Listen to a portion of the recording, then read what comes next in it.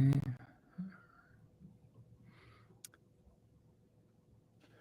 All right, Chubby, we are here back another week, and I'm We're excited. back. Yeah, I'm excited to see you. Especially our title. I just told Andrew how much I love the title itself, especially the thought farmer part. Like, how long did it take? Did you come up with this like No, yeah. So inspiration? the title being "The Cult of Content: Thought Leaders and Thought Farmers." It's actually inspired by a post that I read on LinkedIn last week, entitled that "The Cult of Content," and it was discussing this idea of thought farmers versus thought leaders. It was by a woman named Sandra Marcel, and I reached out to her and have since become friendly with her as a result, because personally, I was kind of struggling a little bit with LinkedIn and with different platforms, feeling like the content was very much the same. People kind of just reposting the same quotes and recycling content. And it was just kind of getting to me. It kind of felt like mind numbing, as though I wasn't really finding inspiration. And so seeing her, having her connect me with other friends that she's found on LinkedIn who create more original content was reinvigorating, really. So yeah, I wanted to borrow the title and kind of talk about that topic today. Yeah, and I think I'm sure you're not the only one who's, been trying to find their voice and say, how do I balance trying to quote unquote please an algorithm, but at the same time also show up authentically and just show what I feel like sharing instead of the constant templates and listicles and everything. And it's been, algorithms have been around for a while now. So I've been posting on social media since like 2020, I think. A bit more active in 2021, and that has always been one of my biggest struggles, I would say. I don't like to use the word trouble. Maybe it's challenge, right? Because everybody is, the advice that is running around is what? Oh, just be authentic. And I think we mentioned this, how people don't really understand what authentic means. But then you get to be authentic, but at the same time, you need to use like a scroll stopping hook to get people in, and then use all kinds of hooks to keep people watching. So how do we balance being authentic and then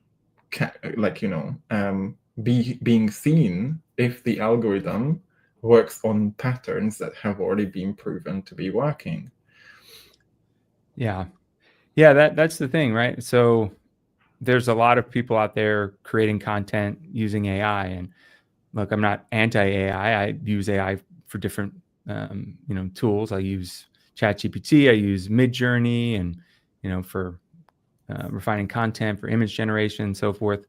But I try to find my voice. I write my content and I refine it a little bit in using AI tools. I don't have it solely write my content, because if you do that, it's just going to build content off of existing models, right? So that's where you get this kind of thought farming. That's really kind of what AI does. It kind of farms all of the successful thoughts and posts that people have shared and kind of creates a version of that. But that's really lowered the barrier to entry. It's kind of removed that moat that kind of separated creators from just average consumers, right? So now a lot of people are getting into content creation, but they're just posting content that sounds just like content you read last week. So I think if you're trying to create original content, you need to start with your own voice. You need to start with thinking about what it is that you want to create, what you want to add to the conversation, really. I mean, personally, I don't think like the audience that we are focusing on is the one that's like feeding, asking AI to constantly churn out content for them. But yeah, how do we balance that as well? And how do we show up as thought leaders? So what is the difference? Yeah. Yeah, the I thing don't know that if I came. answered your question really. So just Sorry. no, it's okay. I paused there, but I wanted to just honor the question that you asked, which I agree with you. I think most of the people we're talking to are not solely relying on AI to generate their content, right? I think most of them are using AI because to not use AI nowadays is probably hard to keep up, right? It's like, again, it kind of moved the baseline, and now we need to leverage these existing tools in a way that allows us to meet the new standard. But I think a lot of these algorithms, right, are rewarding, as you said, people who are creating content that fits the mold, right? And I think there's always a backlash, right? So seeing people like Sandra Marcel and others on LinkedIn posting content, kind of going back and firing back at this algorithm, like fluff or whatever you want to call it, this like feed of farmed content. I think you just have to trust yourself, right? Like that you're building an audience, that you're building people who are aligned with the voice that you have, and you're building trust. I think you could break that trust if you try to just pander to the algorithm, if you try to chase trends. And that is what I encourage people to do, is to kind of stick with what you know, what you believe is valuable content, and just trust that it's going to ultimately pay off, that you're building the audience that you want. Absolutely. And I think it all comes from like, why do people want to create, like, why do people use AI to create all these templated posts, right? Because the goal is to go viral, and then so many people are hoping this is the post that's gonna get viral. This is the post that's gonna get like, please, please, please. Like, I've been like shadow banned for the last 2 weeks. Can I just make this like over 5K views? And this is what people don't understand about virality. And when we look at it, like, we want to ask, so why do you want to go viral? What is the thought process behind? If you're a business owner, if you're a creator who runs a business, there is no, besides providing you visibility, there's no other functionality of virality. There's also no guarantee that you're going to be going viral in front of the right audience if your content isn't designed in a way that it specifically cuts off most of the people there, right? Which is why it's so important to be specific to the people that we are speaking to, not to everyone. Because, and it's something that we keep hearing, but I don't think, if I look at the majority of content, I would be able to tell if that thing is resonating or not because of its specificity and accuracy, which is what sells, which is what builds trust. People have been, that was the first thing that came to mind. The thing that it builds is that people are immune now to so many things because they constantly see those AI generated everything. So I've heard, like, I'm learning copywriting from a really talented, amazing copywriter for a while now, Laura Belgray, and she just had a reel on why it's, the triples, when people say like power, purpose, and I don't know, process, right? Or something. And this is really common in AI. It's generating these triple alliterates. And people see it. People just gloss over these words. There's no power in these words if you don't strategically use it. And then, yeah, people get used to it. They are immune to some of the things because they've constantly seen them over and over again. And what is the point of, so to speak, copywriting or being able, in digital marketing? It's to be able to hold them then, well, it's to be able to catch the right people's attention and then hold their attention enough until they get to the point when you might offer something more that they could dive into or something else. So that's one of the things that this whole conundrum creates. Yeah, I mean, you mentioned those triples, and the reason that we see it so much is because it worked at one point. And once people recognize that, it becomes widely adopted, it becomes ubiquitous, and it's no longer impactful. People, like you said, become immune to it. And I think that's what we have to accept with things like new technology, right? Look, for instance, generating AI images was cool 6 to 12 months ago. It's not really that big of a deal to people anymore. They don't really pay as much attention to it. They're paying more attention to AI video right now. So if you're a creator who used to create really cool images, you're probably going to need to move with the new baseline, which is the baseline now is images. So you have, if you want to stand out, you have to create video content, or you have to create like your own cartoon or something like that. And I think the same thing can be said for copywriting, right? If you're using AI to write all of your copy, it's only operating from the baseline. It's only operating off of models that worked in the past that are now, again, everywhere. And so you have to kind of look to what's next. You have to be a bit of a visionary and kind of see beyond the existing models if you want to stand out. That's right. Yeah. And then I think if we think about those authentic creators who I think both of us speak to, they are at a loss. They don't really know how to keep up, how to be on top of mind, right? When everybody else is using all these tactics to hook people in, and then it's all about the attention. And I posted about this yesterday because a huge part of what I teach is public speaking, digital marketing, storytelling in digital marketing, which is not the same storytelling you learn in a writing class, in like English classes in America, for example. When we need to realize that there are people out there, they come across our content, we are nobodies to them. So how do you speak in a way that holds their attention?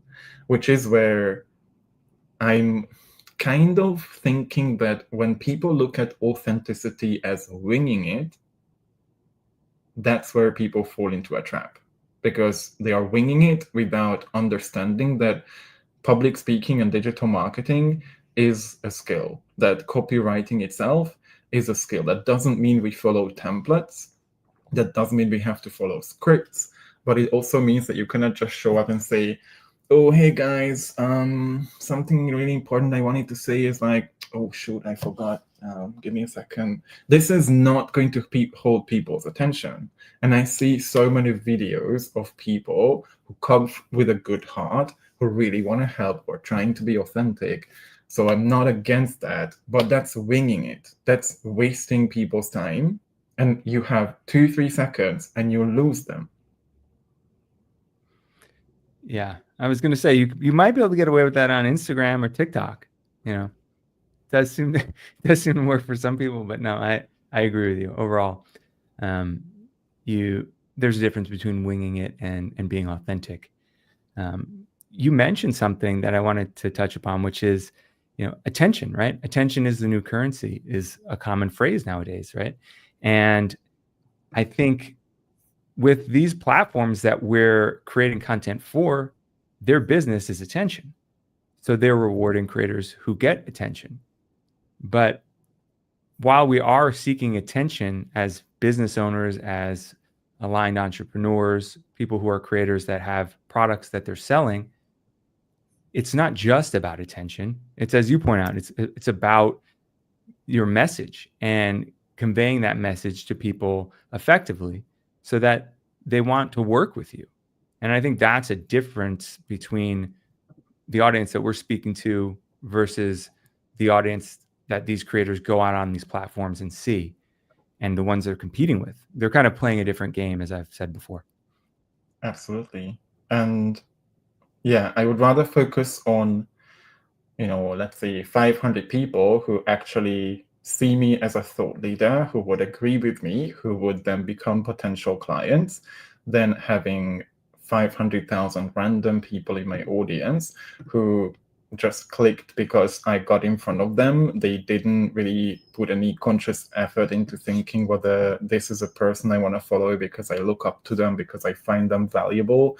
It was just some viral post, and people just mindlessly clicked on follow, and that causes my reach to drop because they are not going to stick around, for example. So that's what I think people don't realize about virality. And I've been there because I went viral. I have like 136,000 followers once on TikTok, but I wasn't able to monetize as many as I would expect because I just went viral with the wrong content, which I had zero control over. Yeah. And I think what I wanted to share is a really interesting book. It's not necessarily about digital marketing or digital, content creation. It's a book by Paul Craven called Curiosity, and it was written like a long time ago, where it's written for artists, like how to use like the magic in artists, in like arts and everything else. And they talk about the difference between interest and attention. And they say that interest is not the same as attention. Attention is just a simple response to a stimulus. It could be like, anything. But interest is selective because it's an expenditure of energy by the interested party, right? So you cannot command it as a creator. You can invite that interest. And this is where I think I love this quote, because it shows us where we are headed of all this like attention. Let me just get attention, but not focusing on generating interest, as in helping people see what I'm going to share in this post or what I'm going to share in that next thing. The 3 tips that I give, or the thought process that I want to walk you through, whatever next step I'm offering, that's a lot more important. Yeah. Yeah, I agree. Do you find working in an information business as a coach, do you find it more challenging to get that attention, or at least, to get that awareness of you and your brand by not having the benefit of like before and after videos? Like, for instance, people who are in home makeovers or are in the beauty industry, right? They can really showcase before and afters, and they can tell a story with visuals. Whereas I think in our space, if you're trading on information, it's not as easy. You can kind of get into these listicle type content, and that's something I've been struggling with at the moment. And this is why I ask, because, personally, I want to make sure I'm always creating value for the people who are watching, but they can go to ChatGPT now and ask for lists, right? They can get listicles in seconds. So if you're a creator and we want to create content that adds the value, as you mentioned, it can be, I think, difficult to navigate when your business is education. But Yeah. you've been in education for a while, so you probably have some good insight into that. Yeah, like let's talk about what is value, right? And do we just want to focus on giving value, or we actually want to make sure that we give value to the right people and then get compensated for it as well? Because let's just not forget what, a lot of us, like the people that we talk to as well, they are like, yes, I'm here to help. I'm here to like share my knowledge, my journey. I've been through a lot of shit, so here's what I can help with. But that's not how money works. Money is exchange. So if there is no exchange on your side of like, if you want to learn more, dive deeper, then here's my offer. Here's even a low ticket offer or anything else. First of all, people don't get that free content in itself isn't value, because people don't pay attention. People might read it, they might consume it, they might read it 3 times, they might say, oh, thanks for the reminder, or I needed this, or this is so relatable. They scroll past, and in 10 minutes, that thought that they already thought, oh, this will be really helpful for me to change about my life, this is completely doable, completely simple, is gone. So are you really helping, right, with that free value? That's the first thing I always mention to people, because no matter what people think, and if we think about ourselves too, when we read all that content, we consume all those videos that we think are super valuable, if there's no implementation, just gonna stay in our head or not, and then was that really value? So that's the first thing that comes to mind. The second thing is that when people ask ChatGPT about things, they are in their own model of reality. So that means you can still create content that comes out of their model of reality, which is usually the solution. It's like you can't read, if you're inside a bottle, you can't read the label, right? And that's one of the reasons people have the problems they have. So they can only ask ChatGPT about what their problems look like from their perspective, from their way of looking at the problem itself, which usually means that they will not see the solution outside, right? Because ChatGPT is probably not going to communicate in a way that allows people to see, oh, this is what I've been doing. This is super accurate. That's still something that a human is a lot better at communicating at if they learn the method of how to speak to someone's subconscious. So even though we say yes, people can ask ChatGPT about their problems, but just like if I say, oh, I'm like, I don't know, I think I have some issues with ego, so I'm gonna read Ryan Holiday's book, Ego is the Enemy, that doesn't mean I removed my ego. I just read a book about ego. That doesn't change anything on the nervous system level, which is, I think, where we can come in and focus a lot more on what I call revelation in my space and not information. Yeah, I agree.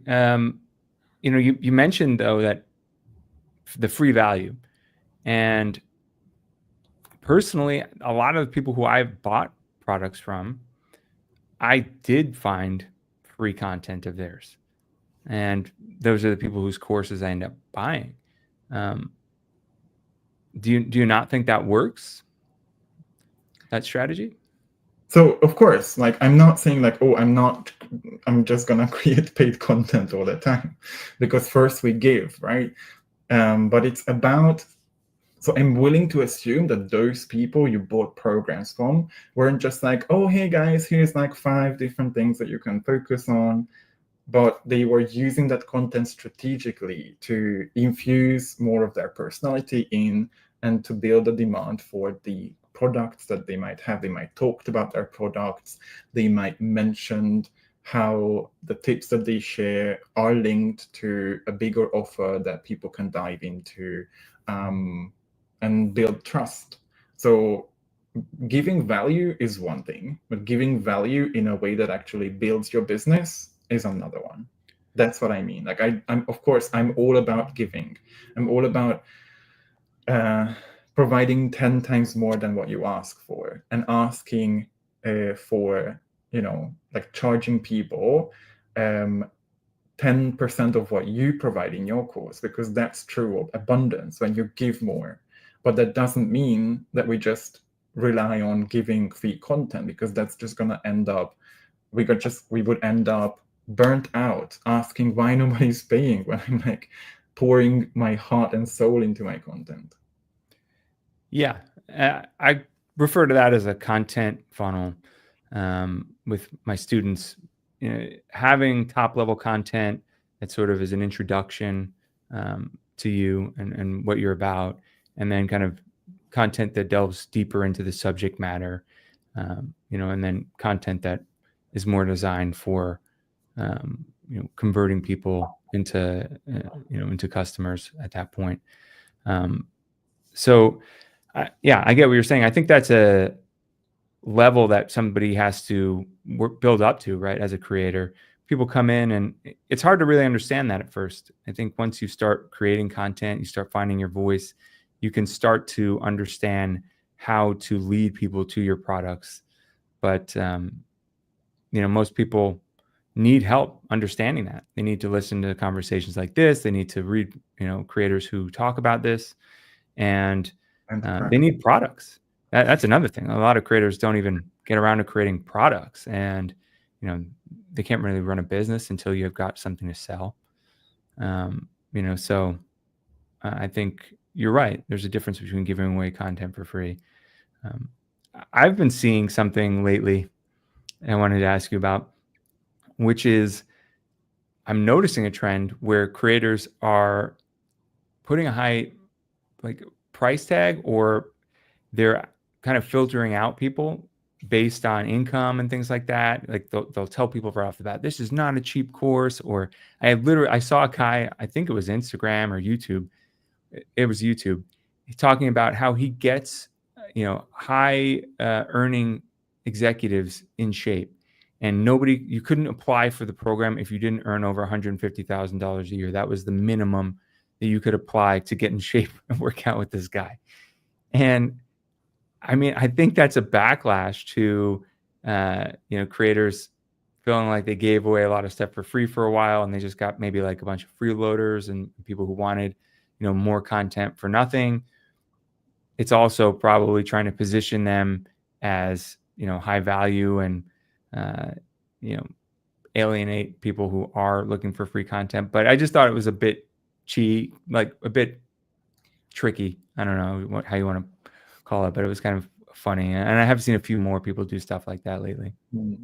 I mean, people can decide what their audience is. So it's not like anyone watching this cannot just say, okay, from this point on, I'm going to change my messaging and speak to people who earn more than 150K. What I think, this is also something people fall into. And honestly, it's hard to build a 6-figure, 7-figure business if that's someone's goal, by focusing on the small problems, by helping people learn how to tie their shoes, for example, right? Like, you cannot create a 12 model course and charge $3,000 to help someone tie their shoes. And some of the problems so the thing that I see is that, first of all, a lot of creators, coaches, mentors, they are amazing at their stuff, but they have no idea what problems they are solving, or they don't communicate those problems. They're all around like, yes, this is why somatic coaching is amazing, or yes, this is why like neuroscience-based ways it's helping you avoid burnout. No one is going to pay someone to avoid burnout that they're not experiencing yet, right? So instead of say, oh, I help you avoid burnout, many people are not going to pay for that course. It's like paying a dentist for helping them avoid a cavity in advance, which is very unlikely, right? You might find a toothpaste, or you might brush your teeth, you might do something like meditation to avoid that burnout in the long run, but no one's going to pay for a problem that they will have, let's say, 6 months from now. So the first thing, if anyone's listening to this and is struggling to get clients or inquiries, what specific, and I'm going to say this word 3 times because people don't get this either, what specific problems you are speaking to that your coaching, your tools, your modalities solve, because that's how you catch people. That's where you meet them where they are at. People are focusing on their problems. They have tunnel vision. Their problems, their challenges keep them awake at night. So if you keep talking about how amazing your tools are and what you think the world should change about stuff, yes, that's can be part of your brand, showing your values. But ultimately, people aren't going to pay you because you have a big vision of like, I don't know, using all the money your business earns to build back the Amazon forest, but because they have a problem that you can help them solve. So that's the first thing. And I think I forgot where we all started. And the second thing is, what was the thing? I don't know. It was in your head. No, we were talking about I don't know. I don't know where you're going with that. Yeah, so that's, I think, the first thing we have to reflect on, like what specific problems I'm speaking to, right? What problems does my offer help? And yeah, I know it was about how people focus on a specific audience with their specific income levels. The other thing I think we need to realize is that there's this thing called content fatigue. And I am not sure if social media is going to be able to keep up this or at this level of quality when everything is going to be AI. And I've seen a creator, a podcaster, Rich Roll, who I love and I respect, and he's doing an amazing job, but he was recently copied by an AI agency or agent. And then you can see him podcasting, saying words that he never said, but like basically having an interview with someone who is an AI like interviewee. And when he contacted the company, they were like, oh, this is not our responsibility. We cannot take responsibility for this. It's the creator, whoever typed the prompts in and everything else. So this is a big concern for many people who post video content, right? Both of us, because what's the guarantee that right now there is no video running somewhere with my face, probably 90% of accuracy of how I speak, with my gestures, that spreads lies that I would never say or never stand up for? And how will people be able to discern whether that's actually me or just an AI copy of me? Yeah, I think there's just going to have to be measures in place to protect people against that type of content, and as much as possible. Like when you post on YouTube, there's a self-declaration. If you've got any AI generated content in your video, you're supposed to declare it. If you're not declaring it and you are putting AI generated content up, I would hope that Google, that YouTube, they would, suspend your account. But I don't know. I haven't spoken to anyone who's done that, so I can't say. Yeah. But I forgot there was something I was going to say about what you were talking about there, and then we started to talk about AI generated content. So the other thing I wanted to mention about this content fatigue is that sometimes I understand why some creators want to filter their audience, because they don't want to end up with 500,000 people on their accounts that don't buy. So that I've seen this trend, which I also kind of vouch for as well, to have low ticket products that help you build deeper trust with your audience, focusing on the people who already have a problem, especially if people have products that have, like, I think yours is like that. You open doors and then you close doors. You have a few weeks of like working with people and then you open it up again, which many times is providing help with people on your timeline as a creator, not on their timeline. So when someone is like, let's say, oh, I would really love to be a 5-star creator, and I would really love to like run a business that I love on my terms, but at the same time want to learn how to do that on social media. And I see Andrew's course is being closed, but I have this problem and I want an immediate solution for this and I have the money. Andrew lost me. I'm going to go to someone else who might have a similar product. It's like you're hungry and you want to buy bread, but the usual bakery that you go to is closed. What do? You're not going to sit around there for 3 days and say, or 3 hours and say, where can I have my bread? You're going to go to another one. So that's, I think, the benefit of creating a product suite.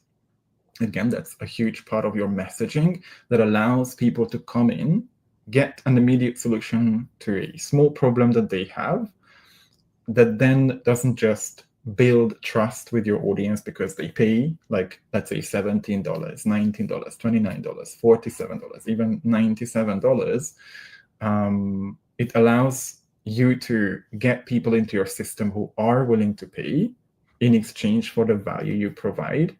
But it also builds that demand, that interest we talked about for your signature product.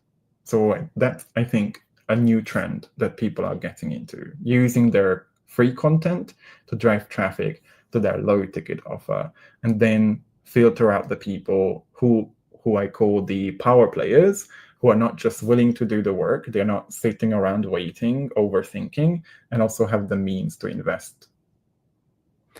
Yeah, agreed. Yeah, and I'm glad that you mentioned it, because I just this week opened up my course for self-guided, so it is available now for people to start whenever on their own timeline. And that was always the plan with my strategy. I did, as you mentioned, the cohort-based approach to validate the concept. Making sure that when I worked closely with people, I could get immediate feedback and find out if the course was working. And then, once I got that, the intent was to offer it up for self-guided, which, I've now done. And, I encourage any creator out there to do that very thing. To ultimately, you want to make money while you sleep. You want to service customers 24/7. So, that's the ultimate goal. I think, a lot of creators get into That doesn't mean that you get to like WhatsApp Andrew in the middle of the night, Yeah, but that you get to help with your course to people. exactly. Yeah, it's right. The 24-hour thing that's self-guided, so as creators, it's important to, I think, get out of the situation where you're selling your time for money. A lot of creators kind of start out doing consulting or coaching and then create a digital agency, really. But they get kind of stuck in, the situation where they left a 9 to 5 and now they're still selling their time just now online for themselves. I mean, but we both understand, I think, right? Because I did 2.5 years of like working in a job. Did I say hour? No, I said years, right? 2.5 years, you said. Yeah. Yeah, okay. So I know that it's normal to think that you're trading your time for the money you get. And this is what we've been brought up in. This is a culture, a societal norm that we brought up in, thinking that our work or how much money we earn depends on how much time we invest in it. And that's one of the big, massive shifts so many people who get into building their own business never make, or have a hard time making, understanding that you're not paid for how much work you put in. You're not paid for whether you have 15 modules, 300 worksheets, 5 videos in every module in your course. And so many people are falling into this trap of like, yes, let me just create more, and then let me provide more, and oh, they need a 200-page freebie because that's quality. We need to think about the consumers, the buyers' motives to buy, right? They are paying for a solution. They're paying you to have the fastest, best, most economical, most aligned solution to the problem that they have. So you're not paid for the amount of work you do in business. You're paid for getting results. So if I can get results with a hypnosis that takes me like 15 minutes to put together, to record, and maybe a few hours of like trying to check what modalities I want to use in that hypnosis. If I put it out there and I sell it for $27, I'm going to be okay with that because I know how much value that puts out there, right? If I could get to sell it to 1,000 people, that's $270K, and I'm going to be okay with that because I know I invested my time to help someone get a result. I charge for it, and people will get results. They're going to be okay with that because it will provide them, again, multiples of the value I charged. Right. And I think you're touching upon our topic. You're going back to establishing yourself as a thought leader. And how does one do that? Because I think there are a lot of people out here who are thought farmers, right? They think they're creating something valuable, a brand. They're establishing themselves as an authority, but they're really just kind of recycling content from the bigger creators who've already established themselves as that authority in that space. So I don't think you can be a thought leader if you're just kind of getting little trickle down thoughts from some author of, like you said, Ryan Holiday or someone. So let's talk about, like, what do people do to establish themselves as that thought leader? Because I think once you do that, that's when you get the real conversions. That's when you really get, the business that I think we're all aspiring to. Yeah, I mean, it's obvious. 100% of their content is AI generated. I'm kidding. I mean, people can say things like, yeah, but how can I be a thought leader when there's no new thought that could come up? Like, it's been regurgitated for thousands of years. But being a thought leader isn't necessarily about that. It's about being so deep in your knowledge and in your experience that you get to connect the dots. You get to put together a framework that has been, that probably has things that other people may have experimented with and it works, and you put them together so that you have a proven framework or an idea, a thought that helps people get results, right? You see the gap in the market. You provide a solution to something that there is no solution for or to, or at least people never thought about this. People are seeking solution to, and then you put together something based on your experience, which is, I think, where experience matters a lot. Like, I was able to provide a lot more than just, for example, language classes to my students, and went into more like the science of learning. Your negative thoughts about your accent, yourself, the difficulty of learning a language. And I was able to position myself as the authority despite not being a native speaker in my first business, because I was providing more. I saw what gap people have. I saw what problems they have that were never addressed by traditional language schools or language programs. So it's a lot to do with positioning. It's a lot to do with communicating in a way that doesn't sound like you're regurgitating another Ryan Holiday book or regurgitating Neville Goddard and trying to be the first one who's going to say this on the internet. And this is a trap, because we might find an idea we never found before. And I'm like, oh, let me just share this with my audience. Most of the time, there are other people who've already shared that in the way that was shared in that book, in that course, in that video. Yeah. Well, you're touching upon something that I think is a common path in the creator economy. People had a transformation of their own. They want to be in that mindset, in that space, pay forward what they've received from the creator economy. And so they're trying to leave behind the skill set that they have, whatever career they've been in for the last 5-10 years.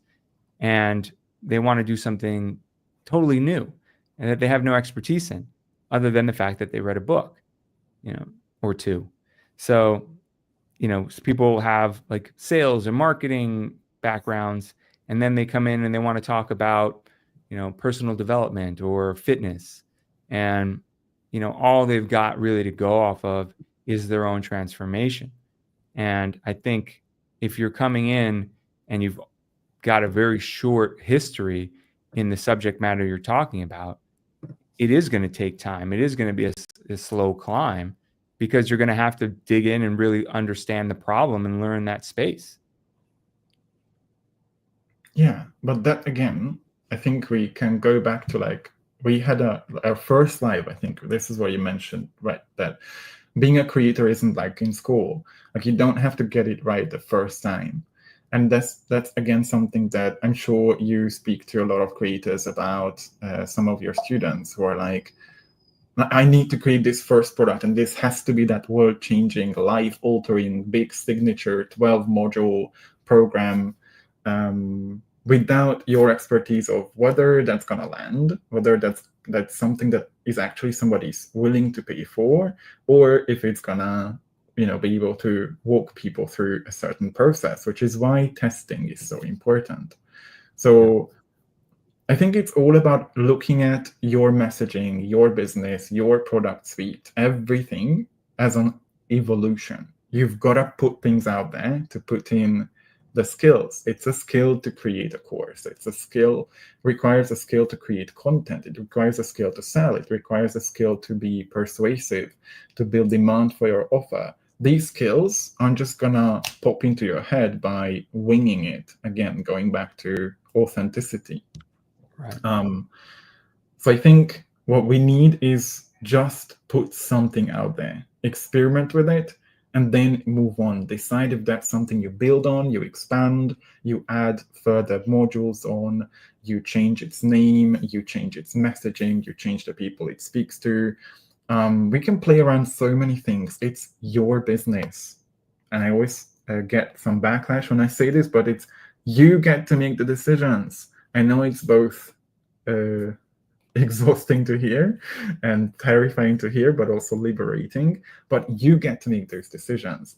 But no one I've seen doing like 6, 7, 8 figures or anything that a lot of us aspire to become started. Well, they are doing the same thing that they started with.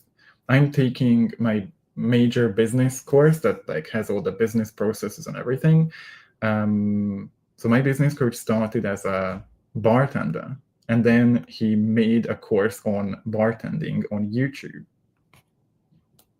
So and now he's creating a course that helps coaches learn to coach based on his 17, 18 years of experience coaching people. So you just have to start somewhere. Yeah. I think it does take time to find that product market fit. You talked earlier about something in that I've learned about in tech, which is like, are you creating a painkiller or a vitamin? And I think when you're talking about, the example you gave, helping people avoid burnout and they haven't experienced it yet, it's like offering them a vitamin. It's like saying, here, take this every day and you'll be healthier. And the people think, well, I'll take it, fine, but I don't really know if I'm any healthier. And after a while, they stop taking it because they didn't feel any different. But when somebody's got a pain, their knee hurts, and you give them, Advil, and their knee doesn't hurt anymore, you've got a customer. So I think that's what a lot of people struggle to find. They come into the creator space and, they create these products, as you mentioned, where there's all these modules and they're going to help people do X, Y, Z, but they don't even know if people have pain with that yet.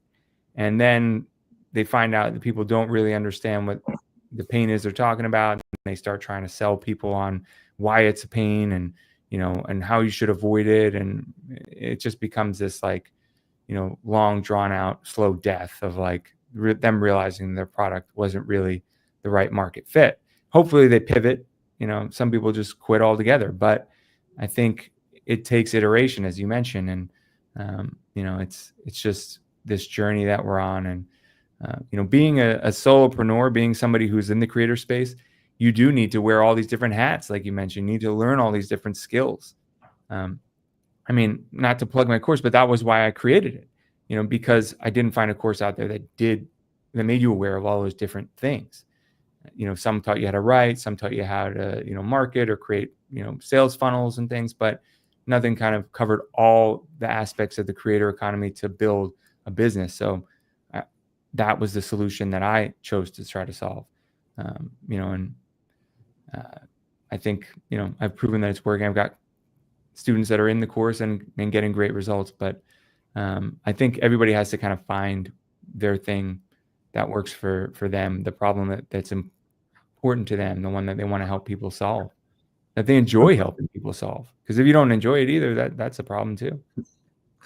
Yeah, and it's a lot more about who you're speaking to and where they are at. Like, this is a huge part of messaging. I'm gonna toot my own horn because it's the missing piece for so many people and why they are so disconnected from their audience. Even if they are great coaches, they went through a lot of struggle that they want to talk about. They went into like spirituality, but they keep talking about problems that the audience doesn't even know they have, even if they do have. So people need to be ready to hear what you're talking about. And if I'm helping, let's say, Andrew scale, for example, he might not want to scale his business yet. He might not even know what scale means.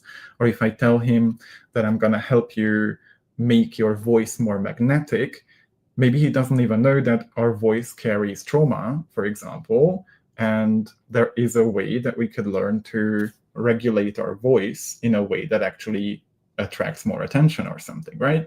So instead of that, maybe I can say something like, have you been posting videos for years on and not getting the traction you want? Very few people download your freebie and you can barely make 2,000-3,000 a month or 5,000 a month, or you want to break through that plateau, but all you do is just keep recreating the same thing. That is more likely how a certain problem shows up in anyone's life. And a huge part of communicating is getting off the high horse and say, if I want to sell a, I don't know, somatic course package, I cannot speak to that. I have to speak to how that shows up in that person's life. And I cannot market to people who aren't deep in that problem enough to invest in it. So if I say, oh, here's my messaging course, you're a fresh creator, you just started your X account 3 weeks ago, no one is going to get into Impact, my membership, because they haven't had enough pain of that, like posting for 6 months or a year and then still not being able to find to make that sustainable income out of creating content. Those people who have been doing it for 6 months, for 1 year, they are deep already in that problem enough. It's already hurting enough. They're going to be paying for that. So besides asking yourself what problems your product solves, your offer solves, ask yourself, am I speaking to the people who are at a stage where they want that next thing? Because marketing is about what?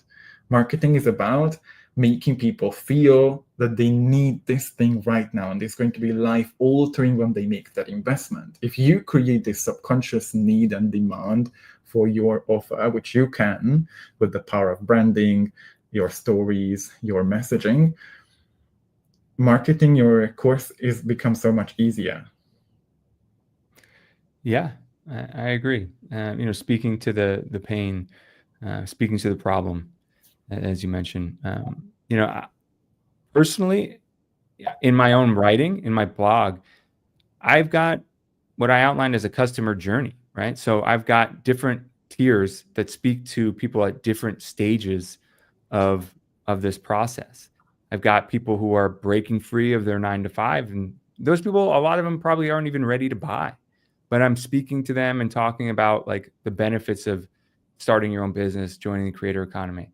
And then I've got a tier where I speak to people who are already in the creator economy, and I talk about the problems that you face, and when it's, you're trying to monetize, and when you're trying to grow the business and grow your reach, and then I've got people that are further along that are trying to scale and understanding how to set up systems and automate things that, will allow you to grow that business that's already working into, a larger business.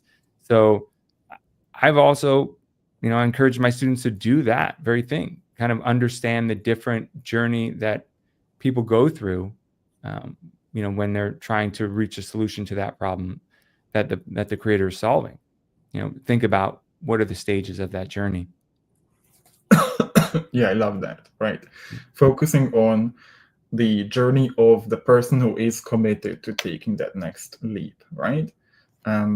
Which I think is another thing that people forget, that we don't want to be the ones who are begging people to work with us, that we want to be the saviors of everyone who's like suffering from anxiety, because majority of people, conversion rates are never going to be like 80-90%. They're more likely going to be around like 2-3% is already considered a good conversion rate on a webinar, for example. If you can do like 7 or 8, that's like amazing messaging. So why are we trying to speak to the 80% who wouldn't buy anyway, and to tell them things like, I get it, like, sure, being that kind of person, instead of really focusing on the people who are like, yes, they have a problem, yes, it's hard for them, yes, they're looking for a solution, but they are the action takers, the power players, not the scroll patrols, which is what I call them. Yeah. Yeah. I think for a lot of the bigger creators, and this is maybe why people get confused, they see a big creator who has that high ticket customer, or they have, strong revenue. That, I think, frees them to spend time kind of expanding their reach, farming people who maybe aren't necessarily ready to take that leap, because they're planting seeds for 6, 12, 18 months from now. And I think they have that luxury because they've got that war chest. And, if you're new, you're small, and you're trying to bootstrap things, you may need to be more focused and targeted in who you're speaking to. Yeah, but that's also get to be your decision. If you want to focus on the people who are willing to be committed, if you don't want to inundate your course with people who constantly nag you for questions, and I'm not saying we're not helping, but we need to protect ourselves with our pricing, our product suite, our communication, so we don't end up with what a lot of creators end up with: clients who pay because they have the money, but they don't show up. They ask all kinds of questions they've already got answers to like 6 months before. They have videos to check out about, and then not do the work and get them bad reviews, as in not very strong reviews, right? Instead of really focusing on who am I speaking to in my content, which is my responsibility to learn. And it's a skill, and I get it. It's one of the hardest things to do. It takes discipline. It takes getting into someone else's shoes. But what if you protect yourself and you serve more as a thought leader? We go back to leadership, I think, going full circle. What if you actually serve more? If you are so much about serving, which I'm sure both of our audience is, if you are all about serving, then you focus on the collective. You focus on your community. You focus on not infecting it with people who are constantly complaining. They don't like what you put out there. They criticize everything, not in a positive, constructive way, and then they don't even do the work.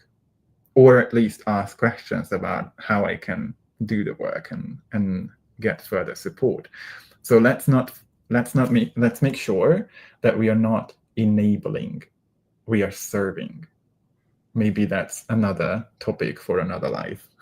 Yeah, I like it. I think that is.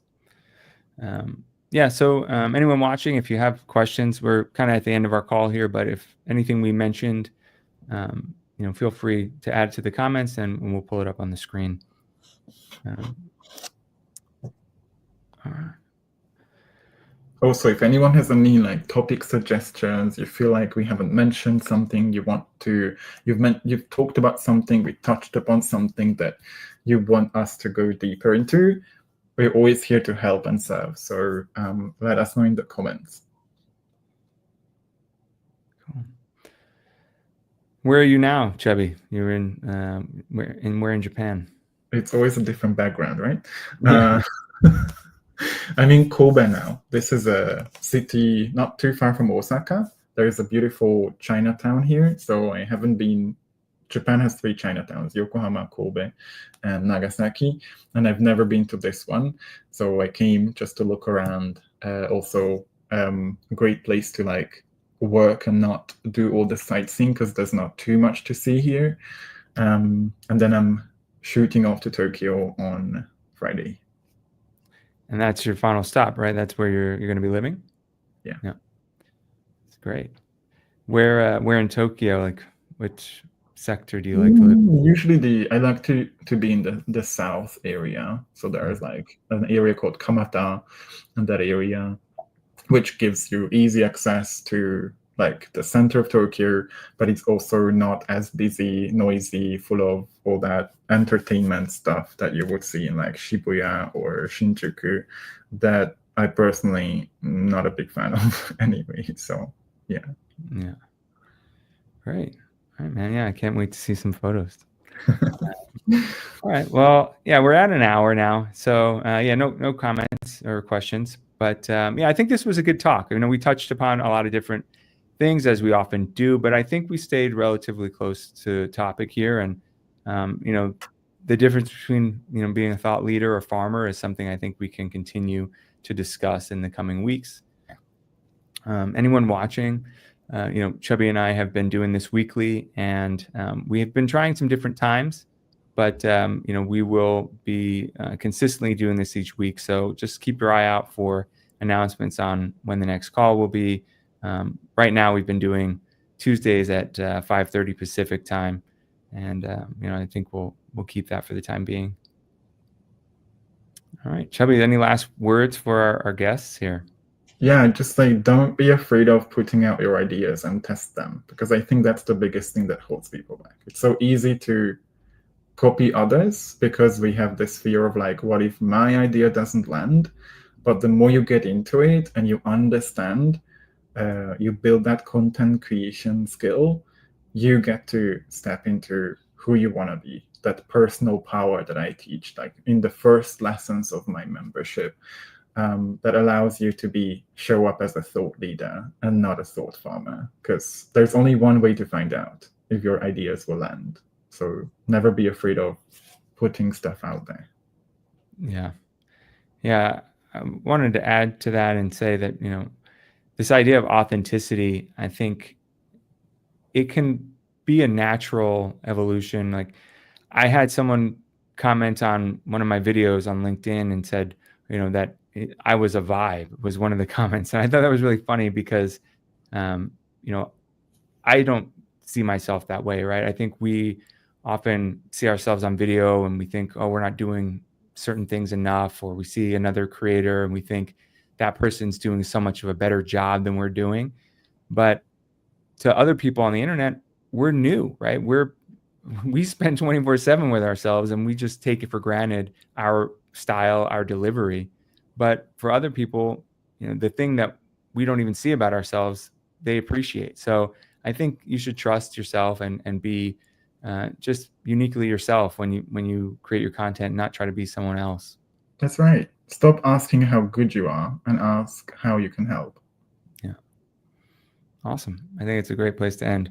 All right, Chubby, as always, thanks for joining me today and taking the time. Thank you. It was my pleasure. It's always fun.